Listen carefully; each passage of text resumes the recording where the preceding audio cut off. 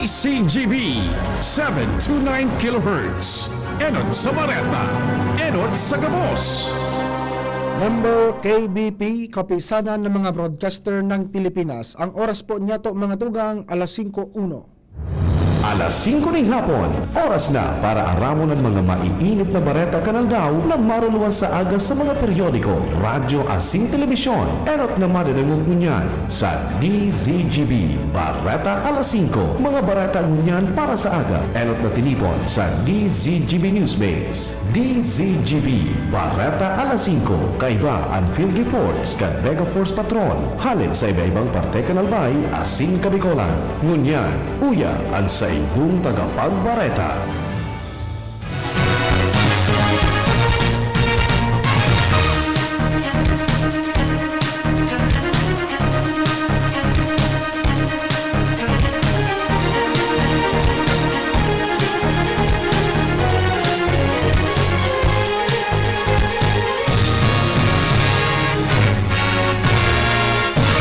Maray na hapon mga tugang, aldaw po kita nin Sabado. Ini po ang Bareta alas 5. Ako po si Joshua Bino. Detalyes kan mga bareta enot sa lado lokal. Nasa linya si Al Armario. Sir Al, marahay na hapon. Unang tabang sa Pasiorden kan mga barangay ang itinaong mga rescue vehicle digdi sa Legazpi City. Ini ang mensahe ni Congressman Saldico kana ko Bicol na iyo ang nag-inisyar kana maabot na 45 units ni mga rescue vehicle na itinao sa 45 man na mga barangay digdi sa Legazpi City.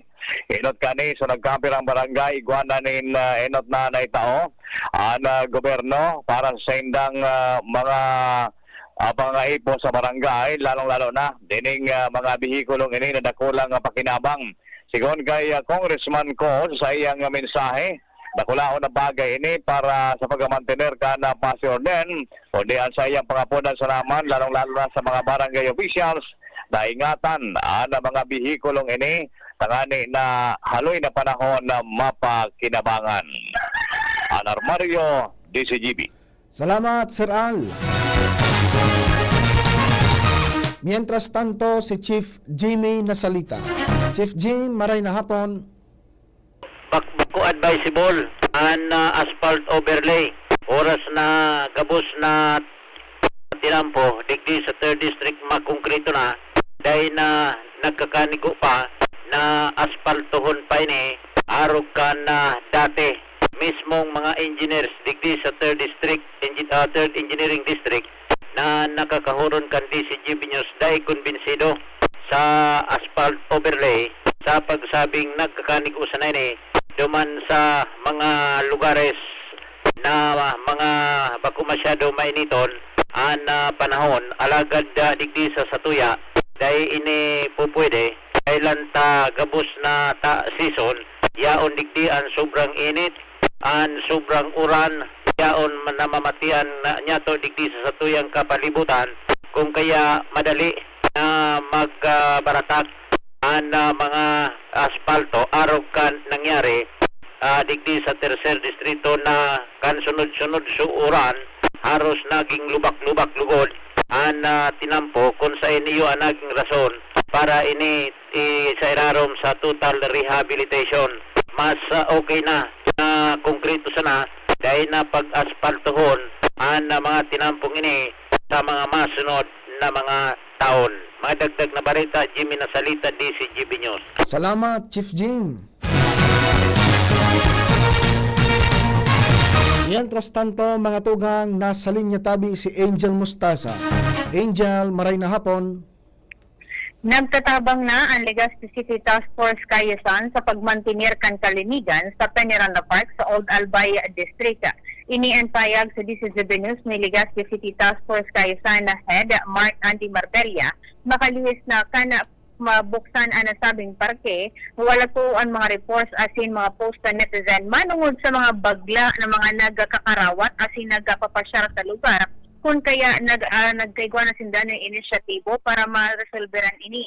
Sinabi ni Marbella na kaibahan sa mga basura na nare-discover nila, iyuan mga fast food o mga hari sa kinanana sa na fast food, mga plastic asin man nalain na klase ni na basura na ipiguwalat sa nakan mga nagpapasyar digdi. Sa sering na sitwasyon ng apudan si Marbella sa publiko na kung mapasyar sa Peñaranda Park, maging responsable asin itapok nin tama ang mga basura sa mga basurahan asin sunodon ang tamang pagsegregar kaini. Mga dagdag na bareta, Angel Mustaza, DCTV News. Salamat, Angel. Mga tugang detalyes po kan mga bareta sa lado nasyonal. Tinawan linaw kan Department of Health o DOH ang impormasyon na may pigigibong lockdown sa nasyon dahil sa monkeypox virus na naglalakop digdi sa nasyon. Sigun sa DOH, warang lockdown na ipinautob sa maski sa ina parte kan Pilipinas asin dainin pangangaipuan na magpautob ng lockdown dahil bako man airborne ang disease kan Mpox. Siguro kan DOH na padago sindang nakikipagtabangan sa mga lokal na gobyerno tangani ng matauanin tama na serbisyong medikal ang mga kumpirmadong positibo sa Mpox. Dagdag pa kan ahensya na kung tutuuson, mas dakol ang kaso ng Mpox kan taong 2024 kumpara ngunya na taon.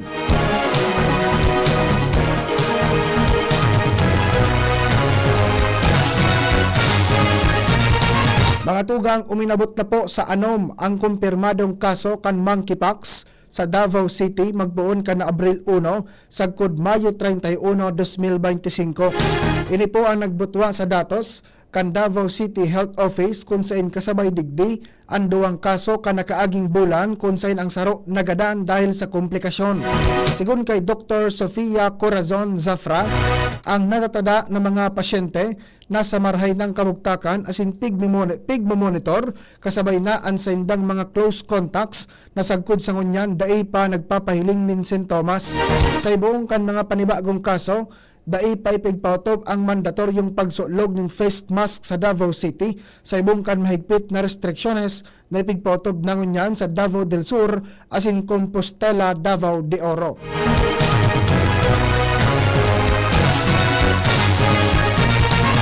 Mientras tanto, sa iba pa po niya itong barata, nagpagirumdom ang Pasay City Local Government sa mga residentes kan lugar manungod sa safety health protocols kontra COVID-19 asin iba pang helang kasunod kan naglalangkaw na kaso ng COVID-19 sa Southeast Asia. Sigun sa Pasay LGU, ugalion ng paghuhugas ng kamot, pagsulog ng face mask asin pag-iwas sa mga matatawong lugar.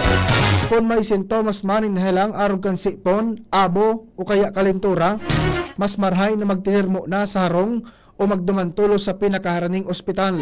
Pagirumdum pa kan Health City Department ang pagsunod sa mga patakaran pangkalusugan, importante tanganin ng maibitaran ang anuman na pwedeng makahawang helang asin masiguro ang kaligtasan kan kada individual.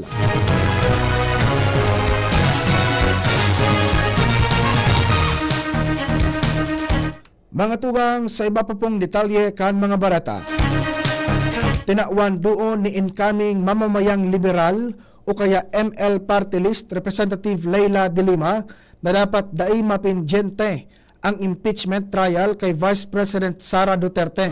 Sinabi pa ni de Lima na ang pag-abandona kaini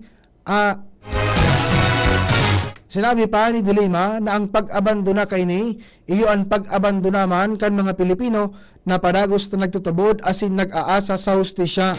Nangapudan pa ang opisyal na kung susunodon ang konstitusyon, dapat pabayaan na madangog ang kaso tanganin ng mapahiling ang mga ebidensya asin mailuwas ang totoo. Dagdag pa niya na ang mga ebidensya mismo ang nagpapahiling kung talagang warang supisyenteng batayan ang mga akusasyon laban kay Duterte.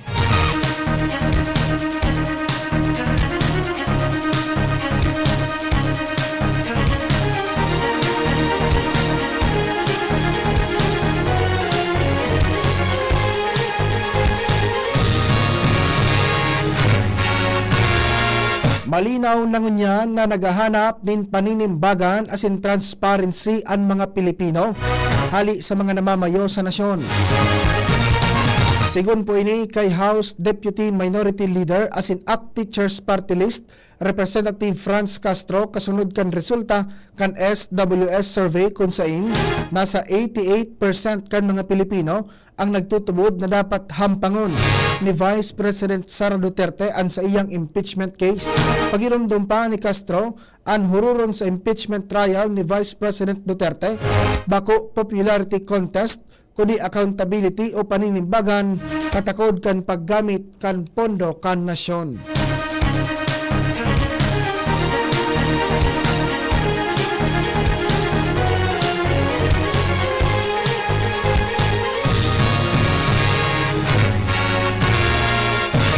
Mientras tanto, hahaliw naman kan Department of Transportation o DOTR ang mga X-ray machine sa LRT Line 1 as in LRT Line 2 tangani ng marisolbar an halawig na pila ng mga pasahero sa tren. Kasunod ini kan direktiba ni Presidente Bongbong Marcos Jr. natutukan ang mga saradit na problema kan mga pasaherong nagsasakay ng pampublikong transportasyon. Sa Malacanang press briefing, sinabi ni DOTR Secretary Vince Dizon na pigahalat na sa naninda ang resulta kan pilot implementation sa MRT 3 Taft Avenue Station kan LRT Line 1 as in Recto Station kan LRT Line 2 bago magdesisyon kung padagos ng hahalion ang mga screening devices sa iba pang istasyon. Mientras tanto, pigidali na daw po kan Department of Transportation o DOTR ang pagpili ng bagong kontraktor na magpapadago sa napinjenteng konstruksyon kan MRT Common Station o ang Unified Grand Central Station sa North EDSA, Quezon City. Sa Malacanang press briefing, sinabi ni Transportation Secretary Vince Dizon, posibleng bago matapos ang taon, makapili na sindan ng bagong kontraktor. Nasa 80% ng tapos ang proyekto, kaya pigaasahan na dahil na ini aabuton ng haloy na panahon bago mabuksan sa publiko. Target po kan DOTR na mabuksan ang common station sa enot o ikadawang quarter kan 2027 kasabay kan pagpuon kan operasyon kan MRT 7 as in pagkokonekta kan LRT Line 1.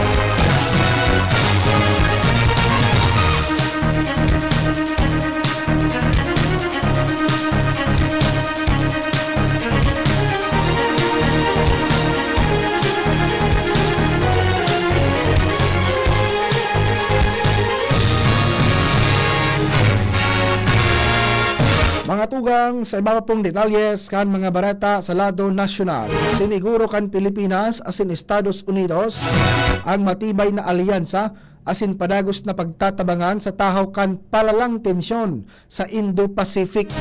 Sa sarong paghuhuron sa sidelines kan Shangri-La Dialogue, nagkasundo sinda Defense Secretary Gilberto Teodoro asin US Defense Secretary Pete Hegseth na pararumon pa ang koneksyon sa lado kan pagdepensa kan duwang nasyon. Ipinahayag ni Teodoro ang suporta sa matarayumpong pagtatapos kan US-ASEAN Defense Ministers Meeting kung saan namatayan kan opisyal ang suporta kan Administrasyong Trump sa koneksyon kan ASEAN as in Indo-Pacific. Mientras tanto, tinawan doon po kan mga parasira sa nasyon ang epekto kan presenting issue sa pinag-aagawang teritoryo kan Pilipinas o kaya ining West Philippine Sea. Sa impormasyon ay pighiras kan mga parasira, pigsasabi na nakasalalay digdi ang dakulang parte kan supply kan mga pagkakan kan Pilipino lalo na ang hali sa kadagatan. Pigsasabi na importante ang mga pagkakan lalo na ang sira dahil digdi hali ang proteinang kinakaipuhan kan sarong individual o kan mga Pilipino. Ipinaliwanag pa kung ano ang mga posibleng mangyayari in kaso dagos ng masakop ang West Philippine Sea.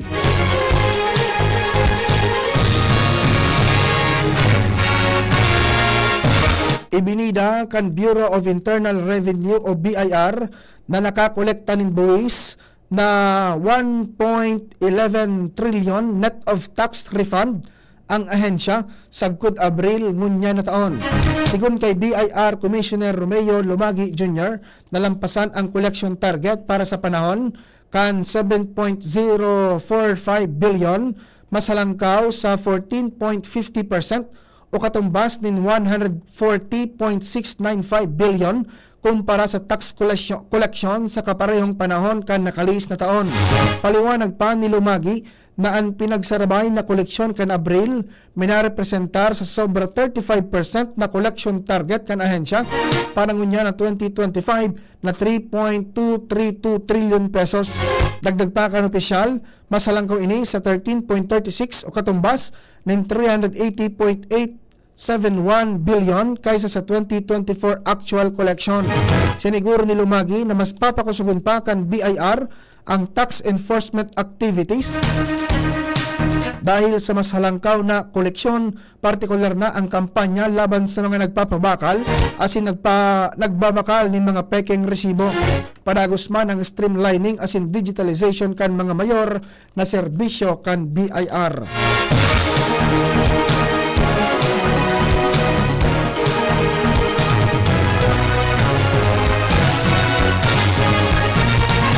Sa iba pa po nyatong barata bilang pagpreparar sa pagbubukas kan klase, gigibuhon kan Department of Trade and Industry o DTI ang special monitoring sa mga school supplies sa Divisoria.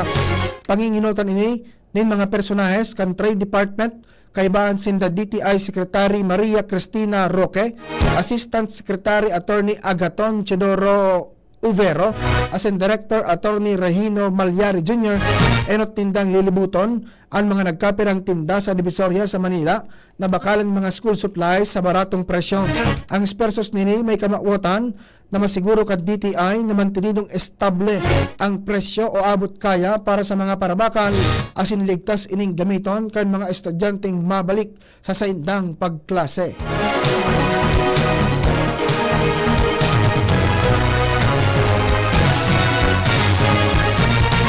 May pinaggigibo ng lakdang ang Department of Labor and Employment o DOLE para sumunod sa pagpabakal kan Department of Agriculture kan 20 pesos kada kilo nin bagas. Sigun kay Labor Secretary Benvenido Laguesma, sa iya ng pig-abisuhan ang mga regional directors manungod sa nasabing issue. Dagdag pa kay ni na dapat makipagkoordinar ang mga ini sa mga kumpanya sa saindang lugar para masiguro na kwalipikado ang mga ini sa programang Benting Bigas Merona. Matatandaan, pinalawig ka DA ang pagpabakal kan 20 pesos na kada kilo kan bagas sa mga minimum wage earners na mga empleyado.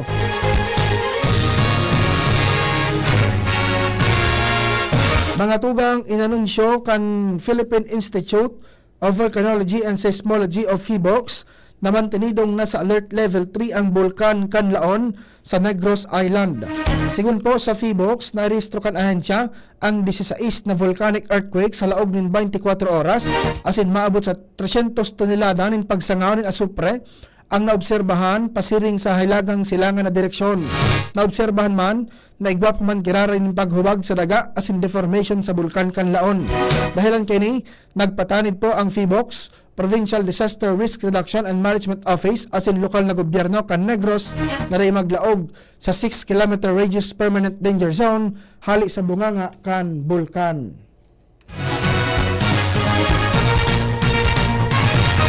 Sa panuripong detalye kan barata, nagpaabot nin pagbati si Presidente Ferdinand Marcos Jr. sa Gilas Pilipinas Youth matapos makakuha nin bulawan na medalya sa 2025 Southeast Asian Basketball Association Under-16 Cup.